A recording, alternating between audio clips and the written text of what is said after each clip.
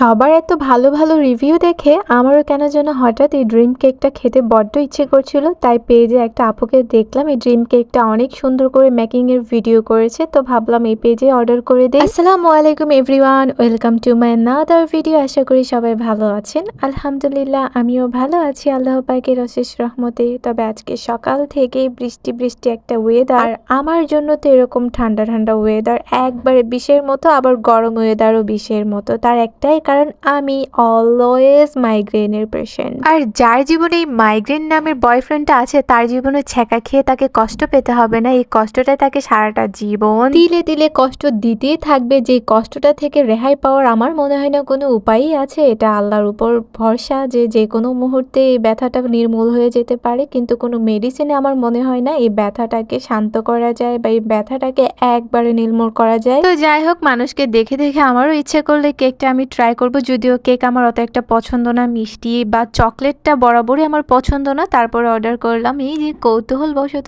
দেখি কেমন লাগে। এত এত রিভিউ চারদিকে, শুধু আমাদের ভৈরবে এই কেকটারই রিভিউ চলছে। কেকটা খাওয়ার জন্য রীতিমতো আমাকে অনেক যুদ্ধ করতে হয়েছিল, তার কারণ উপরে যে চকলেট লেয়ারটা ছিল এত শক্ত ছিল, আমার ভাঙতে খুব খবর হয়েছে। আমি ভেবেছিলাম কিছুটা নরম হবে। আই থিঙ্ক এই কেকটার বৈশিষ্ট্যই হচ্ছে উপরের যে লেয়ারটা সেটা খটখট করবে যখন ভাঙতে যাওয়া হয়। যেহেতু চকলেট জিনিসটা আমার অপছন্দ, তাই আমি কেকটা খেয়ে আসলে এটার টেস্টটা কিরকম হয়েছে সেটা আমি বুঝতে পারছিলাম না। অ্যাজ ইউজুয়াল আমার কাছে ভালো লাগছিল কি খারাপ লাগছিল সেটাও বুঝতে পারছিলাম না। তবে যারা কিনা চকলেট পছন্দ করেন ফ্লেভারটা, তাদের জন্য হয়তো অনেক বেশি ভালো লাগবে তাদের কাছে। এখানে প্রচুর চকলেটের লেয়ার ছিল, চকলেট ক্রিমের লেয়ার ছিল, উপরের ইয়েটাও ডেকোরেশনটা অনেক সুন্দর ছিল। আসলে আমি রেডি হয়েছিলাম বাহিরে যাওয়ার জন্য, বাহিরে এত বেশি বৃষ্টি হচ্ছিল, তাই ভাবলাম এই কেকটা নিয়ে একটা আপনাদের জন্য ভিডিও বানাই, যেহেতু বর্তমানে ভাইরাল একটা কেকটা আমি না খেতে পারলো, আমার ভাই কিন্তু ছিল, আমার ভাইয়ের কাছে অনেক বেশি ভালো লেগেছে। আমি চলে আসলাম আমার বারান্দা নামের পুঁইশাক বাগানে। আমার মার পুঁইশাক বাগান, কি বুঝে যে এখানে একটা পুঁইশাকের চারা লাগাইছে আল্লাহ জানে, যেখান থেকে আজ পর্যন্ত পুঁইশাক খেতেও পারলাম না, কিছুই করতে পারছি না, সেটা একা একা বড় হয়েই যাচ্ছে। তো বাহির থেকে ঘুরে ফিরে এসে রিল্যাক্স মোডে খেতে বসেছিলাম, তবে খেতে আর পারলাম কই, আমার ভাই এসে